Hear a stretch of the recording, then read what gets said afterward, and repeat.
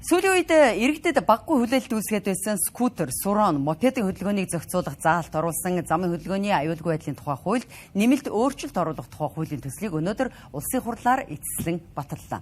Шинэ зохицуулалтууд эх сарын 1-ний өдрөөс эхлэн хүчин төгөлдөр хэрэгжих юм байна.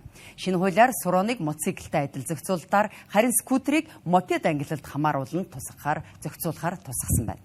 Хоёр дугаар тээврийн хэрэгслээр замын хөдөлгөөнд оролцох шинэ дүрмээс дэлгэцээр дамжуулан танилцуулж байна. За шинээр батлагдсан хуулийн зохицуулалтаар скутер, сурон, мопедыг явган хүний замаар жолоодохыг бүрэн хоригложээ. Мөн зөвхөн 18 нас хүрсэн иргэн ундаг дугуйн зам эсвэл автозамын зорчих хэсгийн баруун талын игнээгээр жолоодох хэрэгтэй болсон төдийгүй зайлшгүй нөхцөлд явган хүний замаар зорчихоор бол хурдыг 10 км/цагаас хэтрүүлэхгүй байх ёстой болжээ. За хэрэв хууль зөрчиж 18 нас хүрээгүй иргэн 2 дугуйт тээврийн хэрэгсэл унсан бол эцэг эх асран хамгаалагчийг 200 мянган төгрөгөөр, 2 дугуйт тээврийн хэрэгслээр явган хүний замаар зорчихдоо хуульд заасан хурдыг хэтрүүлсэн бол тухайн иргэнийг 100 мянган төгрөгөөр тус торгохоор болжээ. Скутер, сурон, мопедтай явган хүний гарцаар гарахаар бол заавал түрж гарах зохицуултыг мөн тусгаж өгсөн байна. Хэрэв тус заалтыг зөрчвөл тухайн иргэнийг 50 мянган төгрөгөөр торгохоор болжээ. Харин скутер, мопедын түрээсийн үйлчлэгээ үзүүлэгч аж ахуйн нэгж нь 18 нас хүрээгүй хүүхэд болоод сургалтанд хамрагдаагүй хүнийг замын хөдөлгөөнд оролцуулахгүй байх технологийн арга хэмжээг аваагүй, мөн скутерээ бүртгүүлж техник үзлэгт оруулаагүй бол тухайн байгууллагыг 500 мянган төгрөгөөр торгох шинэ заалтсууд өнөөдөр батлагдсан хуулийн төсөлд тусгагдсан байна. Сүүлийн жилүүдэд цахилгаан скутер, мопед цахилгаан дугууны хэрэглээ эрс нэмэгдсэнтэй холбоотойгоор эдгээр шинэ төрлийн тээврийн хэрэгслийн зохицуулалтыг хуульчлах шаардлага үүсэт байсан. Иймээс замын хөдөлгөөний аюулгүй байдлын тухай хуульд нэмэлт өөрчлөлт оруулах тухай хуулийн төслийн эцсийн хилцүүлгийг хийж өнөөдөр олонхын саналаар эцэслэн баталлаа. Тус хуульд мопед, скутерийг согтруулах ундаа хэрэгэлсэн эсвэл мансууруулах бодисын нөлөөнд байх үед жолоодсон тохиолдолд 101 буюу 100 мянган төгрөгөөр торгох хүртэл арга хэмжээ авахар тусгажээ.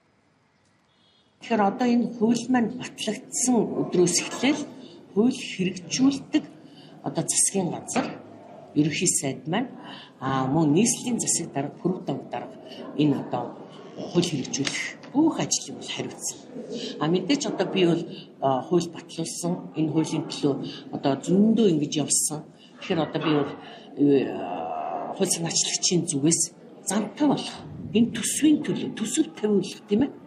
Тэгээд энэ замтай болох энэ ажлыг л дараас нь хөөцөлтөндөө.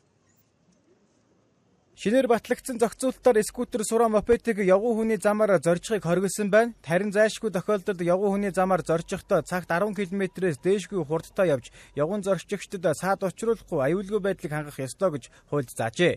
Гэвч өдөр бүр ойролцоогоор 37 мянган иргэн ашиглаж буй энэхүү тээврийн хэрэгслийн хэрэглээг хатуу зохицуулахаас өмнө зориултын зам дэд бүтцийг шийдвэрлэх шаардлагатай гэсэн байр суурийг иргэд илэрхийлж байна.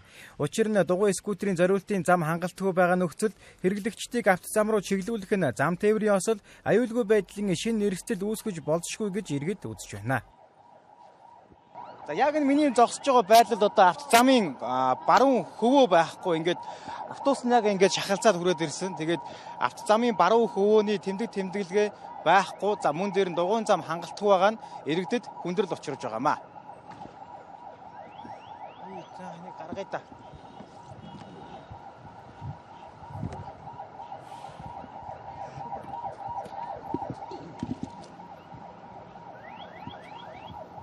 Зам талбайгаа шийдээгүй тэгээд дугуйнч зам нь ингээ бүтэн хаанаа байхгүй болохоор бас хэцүү.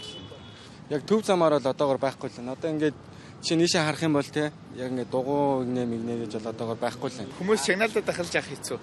Тэгээд сандарчтээ. Ер нь яг жолооч нар толондоо харахгүй дарж орж ирэх ч юм уу бас нэг тиймэрхүү нөхцөл байдал үүсгэлтэй. Энэ одоо ер нь бол хэцүү л те. Манай чи замын өвөө гэдэг юм бараг байхгүй шүү дээ баруун талдаа. Төв замаараа нэг хөвөөтэй болохоос өөрөө бусдаар бол хөвөө ер нь байхгүй шүү дээ. Яг ингээд машины одоо хөвөр явна шүү дээ. Тэнгүүт машин шахах ч юм уу тиймэрхүү асуудлууд зөндөө гардаг. Би бол ч хайцтай л идэх. Ер нь энэгээр явгонгууд дайруулчих гаж байгаа юм шиг. Тийм ч хайцтай тэгээд явгуунийхээ замаар тэгээд боломжтой бол тогуун замаар явдаг. Зориултын нэг мопед дугууны зам байхгүй хомос газар яаж ч байсан ер нь нэг тохиолдолоор явгууны замаар явж байгаа 200 мянгаар торгуулах юм бол айгүй хэцүүхэн сонсогдож байна. Иймд улсын их хурлаар хилэлцэн эцэстэн баталсан замын хөдөлгөөний аюулгүй байдлын тухай хуульд нэмэлт өөрчлөлт оруулах тухай хуулийн төсөл нь зөвхөн скутерийн хэрэглээг хязгаарлах бус харин сүүлийн жилүүдэд эрчимтэй нэмэгдсэн шинэ төрлийн ТV хэрэгслийн хэрэглээг дүрм хариуцдаг дэд бүтэцтэй нь уялдуулан зохицуулах эхний томоохон алхам болж байгааг ажлын хэсгийн гишүүд онцолж байсан юм а. Гэвч хууль батлагдсанаар асуудал бүрэн шийдэгдэхгүй байгаа бөгөөд өдөр бүр эдгээр хэрэгслийг ашиглаж байгаа 37 мянга орчим хэрэглэгчийн аюулгүй зорчих орчныг хэрхэн бүрдүүлэх нь дараагийн томоохон сорилт хэвээр үлдэж байна.